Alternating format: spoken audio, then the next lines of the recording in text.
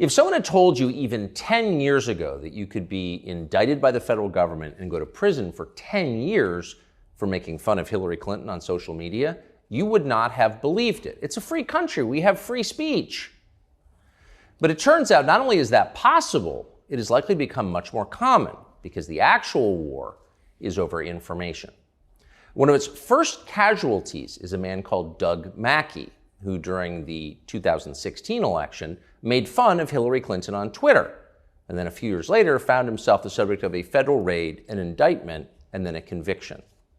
It's a shocking story. It's hard to believe it's happening in this country, but it is. And to prove it, Doug Mackey joins us now. Doug, thanks so much for coming on. Thank you, Tucker. So I've never even seen you in person before. You have not, I don't think, spoken about this publicly, or at least very often, since it happened. So give us just a quick background on who you are. I read, I think, in BuzzFeed that you were a dangerous white nationalist militant. Are you? No, not at all. You don't seem it. Where are you from? I grew up in Vermont. In Vermont. Yes. Not a hotbed of white nationalist militancy. And where'd you go to college? What were you doing during the 2016 election, et cetera? I graduated from Middlebury College, which Yes. is also in Vermont. Yep. And then I moved to New York. I lived there about 6 years. That's where I was at the time of the election, the 2016 election. What were you doing? So I had just left my job, but I was previously an economic researcher. Huh. So first, like a Wall Street firm or something like that? Something like that, corporate America. Yes. So what were you doing during the 2016 election? So I was posting a lot of stuff on Twitter under a pseudonym about the election. What kind of stuff? Pro-Trump memes, jokes, all kinds of links, that kind of thing. Why were you doing that? Just purely out of passion. Oh, so you like Trump? I like Trump, that's right. Why? I thought he was a breath of fresh air for the country. I think that his analysis of the problems with the country, with the ruling class of the country, I liked what he was saying, and I thought he had a positive vision for the country. Where were you politically before the 2016 election? I was sort of conservative. Previously, I was sort of libertarian, but earlier in my life, I was sort of apolitical. So you weren't a lifelong political activist? No. But you got excited about Trump and you decided to support him on social media. At the time, did you think that was your constitutional right? Yes, absolutely. Why'd you think that? Well, I thought that this was America. I thought that we had a First Amendment, due process rights, that we could criticize people in our ruling class. It looks like you thought wrong. So let's get specific about what you did, the crimes, the felonies that you committed on Twitter. I want to put this up. You posted this on Twitter. This is a meme. It says, "Save time, avoid the line, vote from home." And it's got a picture of Hillary Clinton. Text Hillary to this number. Did you make this meme? No, I didn't. Oh, you didn't create this? No. Where'd it come from? I found it on 4chan. Okay, so it was floating around the internet. Yeah, these kind of memes were floating all over the place. And you posted it on Twitter. What was the point of that? Well, pardon my French, but it was called a shitpost. Yeah. We talked about this a lot at the trial. I testified. Just sort of a joke, rile up everybody, muddy the waters, and mostly just because I thought my audience would find it funny. Did they? Yeah, absolutely. I find it hilarious. You're obviously from Northern New England. You have a very dry sense of humor. Very dry. Yeah, I noticed that. I noticed that. So, did you get a sense when you posted that that was a crime, or that it would be perceived as a crime? No, absolutely not. So we have to, and I want to play this. This is from Hillary Clinton. This is from this April, so long after you were indicted, long after you went on trial. And this is Hillary Clinton describing that meme. There was just a trial in Brooklyn where a guy who had been one of the main, I guess he was one of the main people running memes against me in 2016. He went from what you could consider free speech. I mean, both Nancy and I have pretty thick skins. People say all kinds of things about us. But he went from that to running a very deliberate effort to mislead people about where and how to vote. Yeah. So it went from speech to action meant to subvert the election, because thousands of people who they targeted through their algorithms, I can text my vote for Hillary Clinton. So Hillary Clinton, I want to deconstruct that in some greater detail in a minute, but Hillary Clinton apparently took that very seriously. You were using, quote, algorithms to subvert the election with that meme. I don't even really know what she means by that. I don't know how, I guess you post something and it gets taken up into algorithms. I'm not exactly sure. I was surprised that she said that. Did you have personal algorithms that you used? No. Okay. No, it's just copy, paste, and click a button. Yeah. So like everyone else on social media, you see something funny, you post it. That's right. Okay. So describe the rest of your career on Twitter. So you're enthusiastic about Trump. I assume, are you being paid to post these things? No. Nobody's paying me. You're just a random guy who's amusing the hell out of yourself by pushing your candidate on social media. That's right. That's exactly right. So then what happens? How long were you on Twitter? Until 2018, mid-2018. Okay. But this criminal tweet is from 2016. 16, okay. November. So at any point did you think that you'd committed a crime or that others would think that you committed a crime? No. When did you discover that you were considered a felon by the U.S. government? Well, I had 8 to 10 law enforcement agents come and knock on my door at 7 a.m. 7 days after Joe Biden was inaugurated. Did you have any warning that this was coming? No, no warning. So what were you doing at 7 in the morning? I was sleeping. So you're asleep, you hear a knock, and then what happens?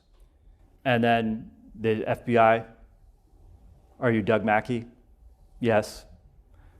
What's going on? Like, I asked them, they said, we have a warrant for your arrest. I said, what for? For what? They didn't tell me until I got to the courthouse. Did they cuff you? Yes. The FBI threw handcuffs on you at your home at 7 in the morning and didn't tell you why? Yes. Did you have any idea why? No, I had no idea. What was going through your mind? I knew that politicians could be vindictive, and the federal government sometimes could be influenced by those politicians, and I know that they can sort of get very creative with federal statutes. So if I was the enemy of their candidate, then I thought maybe they could cook something up. But this was an entire election cycle later. That was the weird part. But I knew that we had just had a transition of presidents. So 7 days after Biden gets inaugurated, you get arrested for a tweet 4 years earlier. Yeah. What was your reaction? You know, it's crazy. I was a little bit surprised, but I wouldn't put anything past, what they can do. I remember reading that and thinking, clearly I'm missing something. You probably murdered somebody, or put strychnine in the water supply or something. It can't really be that you just tweeted something the previous election cycle and had there were 10 FBI agents? There were 4 FBI agents, and then they had some local cops and that kind of thing. But 10 law enforcement officers? Yeah. Were you waving a gun and screaming, "You'll never take me alive"? Not quite. So you're just like some random guy? Yeah, it was shocked. I had roommates at the time. They were in disbelief. They couldn't believe it. They must have assumed you were like a drug kingpin or something. Yeah, pretty much. They thought I had some kind of secret that I was hiding or something. They were really shocked when they found out what it was. Yeah, I was too. And it turned out, by the way, fast forward to your trial, it turns out your crime was exactly what you said it was, posting a tweet. So what happened then? So they took me to the courthouse, and because it was COVID, there were some delays. I was in a holding cell. They take off your handcuffs and put you in leg irons. And then you just wait for your arraignment, go for the judge. Even then, I still don't know why I'm being arrested. They got a public defender on Zoom speaking for you. And then... Wait, you're in leg irons and you have no idea why you were arrested? Yeah, exactly. And not until I got a copy of the criminal complaint did I know what was going on. At what point was that? After the arraignment, and they let you go. They take the leg irons off, and they put you on the streets of West Palm Beach. They didn't bring you home? No, How far is that from your house? 20 miles.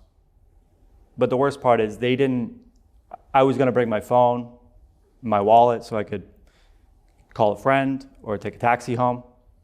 They said, oh no, you don't need that. You don't need that. That's just gonna delay things for you. You'll get out. It'll take longer for you to get out. So don't bring that. So my friends were waiting for me outside, and then they didn't know how long it was gonna be, so they left. So I get out of there, and fortunately there was a really nice taxi driver that, one of the guys I was in a holding cell with, he helped me make it over to the train station where I could grab a taxi. Your new prison friends were helping you. Exactly, yeah. Did you join a gang? No. I'm sorry to make light of it. I just don't know. I mean, in the old America, this would provoke an uprising. You can't do that. You're not allowed to arrest people for criticizing you. But the reaction to your arrest was very different. Describe it, if you would. Well, I mean, there was a lot of support, but I was on Rachel Maddow that night. I mean, the left was really celebrating this. They were celebrating. They thought it was terrific. To arrest you for making fun of Hillary Clinton. Right. I mean, you're from this country. You grew up here. Did that surprise you? Yeah, I was pretty surprised. But I got to tell you, after the left has sort of done a 180 since 2016. So if they celebrated your imprisonment, why wouldn't they celebrate your execution? Some of them would. Clearly. I think so. What kind of support did you get? Well, I got to thank you for you showcased my arrest on your show. Might have been that night or the next night, and there was just... By the way, in the back of my mind, I thought we're probably going to find out that Doug Mackey works for Al-Qaeda. I mean, there's got to be a story. Yeah, no, I mean, a lot of people felt that way. Well, it would have to be. They can't arrest you for making fun of Hillary Clinton. Yeah. Anybody who learns the details of my case says, that's it? What's going on? Like, the people that actually learn the details of the case. But there was a tremendous outpouring from the American people that maybe are conservative, but not necessarily. People that support free speech. Yes. People that don't support an abusive federal government. So... Yeah, people opposed to fascism. Speaking of, exactly. Antifa opposes fascism. Did they come to your aid? No. Oh, they didn't? No. I'm thinking they're not sincere. What about the ACLU? They cheered on my arrest. The ACLU cheered on your arrest? Yeah. On what grounds? Because they said I don't think they care that much about the First Amendment anymore. No, it's only the American Civil Liberties Union. Yeah. They were more interested in the idea that there was this effort to stop people from exercising their right to vote. So they chose that. They chose to support it on that ground. So let's get to that claim, because that's the heart of it. So Hillary Clinton, whatever her faults, who really has become a vicious person, a hater, sort of dismisses out of hand that you have a First Amendment right to make fun of her. And she does that by saying that people say all kinds of things about us, but his went from running a very deliberate effort to mislead people about where and how to vote, an effort to subvert the election because thousands of people who they targeted through their algorithms thought, oh, I can text my vote for Hillary Clinton. Now, just again to restate, you had no, quote, algorithms. No. Hillary Clinton has no idea what an algorithm is, needless to say. So you were a solo operator. You're one guy on your laptop. But the claim is that you somehow stole people's right to vote. Is there any evidence that that's true? No, and the government said that they didn't have to show any evidence of that at trial. They said the fact that there was a conspiracy was enough. They went around and interviewed people because they would have loved to put someone on the stand who didn't vote because they thought they could text their vote. They couldn't find a single person. They couldn't even find people that they went and looked up people that texted the meme, the number, supposedly, 4 years ago, and they couldn't even remember doing it, or they thought it was silly and they wanted to see what would happen. They actually interviewed people? How did they know who these people were? They subpoenaed their phone numbers. Not really. Yes. And their voting records. What did this effort cost? I have no idea. But millions of dollars. It had to have cost that much.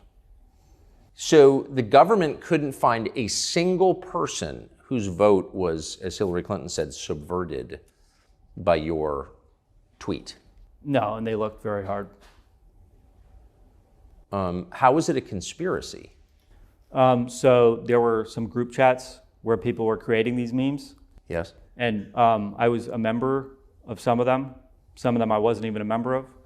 And they said that because these people are in this group chat talking about creating memes, that you're a part of the conspiracy. Even though I wasn't talking in these group chats, really participating in them at all, I wasn't paying any attention to them. So your trial, and we still live in a country where trials are mostly public. I'm sure that will change, and it will be a pure military tribunal, Star Chamber, drumhead proceeding. But at this point, like, your trial took place in public, and we can get the transcript and all that. So the media knew that there was no actual crime here.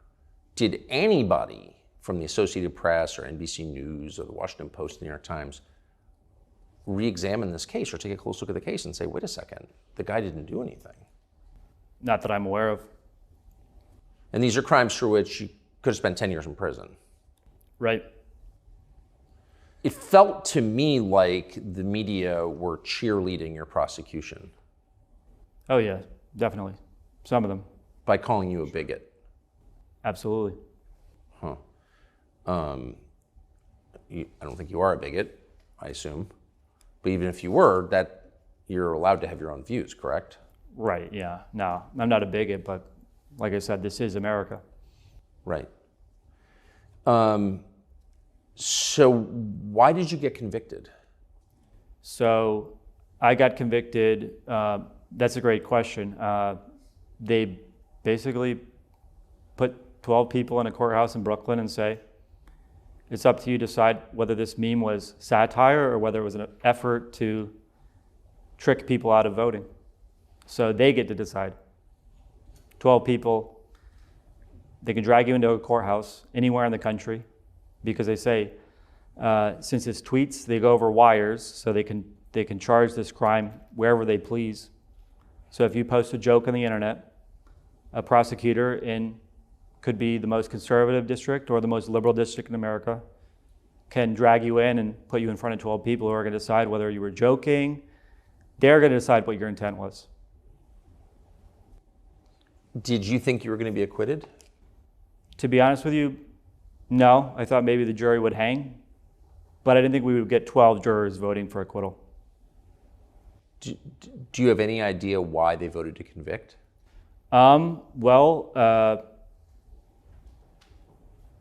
I don't really have a lot of insight into that. But with this kind of a charge, they don't need direct evidence to convict you. So really, unless I'm misinterpreting what you're saying, you were convicted on the basis of what they claimed your intent was. That's exactly right. They could not find a single person who was harmed by this. They could find no actual effect of this so-called subversion of our democracy. You didn't actually subvert our democracy. There's no evidence that you did. No. But they claimed that you wanted to. They claimed that I wanted to and that I agreed to enter into a conspiracy with other people. Were those people charged? One of them was. He cooperated. Cooperated? In what way? He testified at trial that we had a silent agreement. To subvert democracy? That's right. Did you? Well, I don't know how you can have a silent agreement with someone 1,000 miles away over the internet. Had you ever met this person? No, never met him. I didn't even, at the time, November 2016, I had never even spoken to him one-on-one, or I don't even think in a group chat. What role did the Huffington Post play in this case?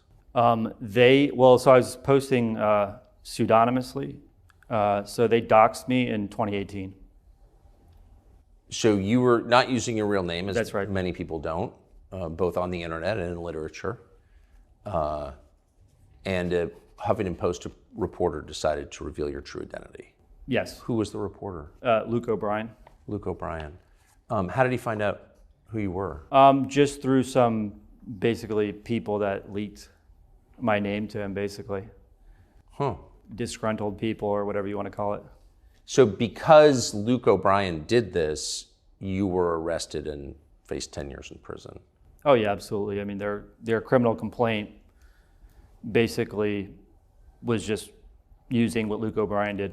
So it sounds like, in effect, Luke O'Brien, like so many journalists, is actually working for the national security state in order to imprison and destroy people who dissent. Could be. Does it sound that way a little bit? I have my suspicions, I guess. Boy, you are from Vermont. I'm tempted to ask you, how do you get there from here?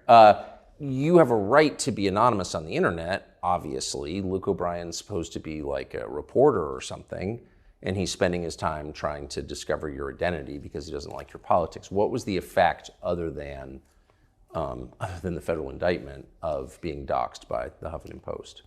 It was very difficult, personally, for me. Very hard on my family, very hard on myself, and very hard on my friends. So it was very difficult. You know, I lost a lot at the time, but I think it was also... Tell me what you lost. So I lost basically just friends. I had difficult relationships with family members, and I just had to restart everything. Because you were revealed to have said naughty things on the internet? That's right, yeah. Does sound kind of Soviet, doesn't it? Yeah, I think it does. Huh. Are you afraid to go to prison? I don't think so. How many guys from your class at Middlebury have gone to prison? None that I'm aware of. None that you're aware of, right. I mean, so I guess kind of what I'm saying is you're not from a world where it was expected you would wind up facing a prison term. No.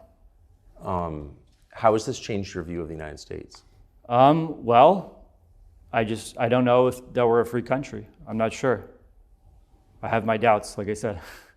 So if you can be thrown in prison for making fun of Hillary Clinton, I mean, does set a precedent, does it not? Yeah, absolutely. I mean, the scary thing is, if they think that you're, conspiring on the internet, they can subpoena your entire life and dig through everything you've got. So, I mean, it sets a very dangerous precedent. Not only the fact that they can pick you up and drag you to whatever federal district they want in the entire country, because tweets go over wires. Well, you made fun of Hillary Clinton in 2016 in a pretty lighthearted way, by the way. It's obvious now that she's evil. I mean, she would be delighted to see you go to prison, and that's evil. Just say it out loud. Did you know that about her when you mocked her in 2016? I don't know. I saw what she... I mean, any politician who roots for her critics to go to prison is by definition that's Idi Amin territory. Well, let me right? just put it this way. I saw her reaction to when Gaddafi was murdered, so... Yeah. I think, if anything, we understated her darkness. Did members of Congress come out in support of you? Some have, actually, yes. In a meaningful way, in a way that helped you? I mean, I'm very grateful for it. I don't know I don't know how much power they have. I mean, they can maybe open investigations, that kind of thing. But so far, there have been some that have been supportive. Have any traditional liberals, other than Glenn Greenwald, come out in support of you? Very few and far between. It's been very few and far between. There are a couple, and more libertarian types, and some liberals some who even might say like, oh, we don't like this, we thought this was a bad thing, rather than just a shitpost or a joke. But, you know, should we be charging these things with 10-year federal felonies? Should we, like it's an open question, should we really execute him? So where does this leave you in life? So, I mean, like I said, I'm just very grateful. I'm very fortunate to have the support that I've gotten. Family, friends, and just regular people who have come to my support, so that, you know, hopefully this will be an opportunity and not a, you know, not like I said, hopefully this is an opportunity. An opportunity for what? Well, there's something redemptive about suffering, so we'll find out. Yes, I think that's right. But I mean, so in the past several years since you were indicted, like how much of your life has been spent dealing with this case? Well, I've got great lawyers that have handled it, a lot of it for me, but definitely a lot of time, a lot of hours, a lot of preparation for trial. And I think just the stress of it is very difficult, you know. But at the same time, I think that you learn to roll with the punches. But does it ever, I mean, how much do you fight self-pity?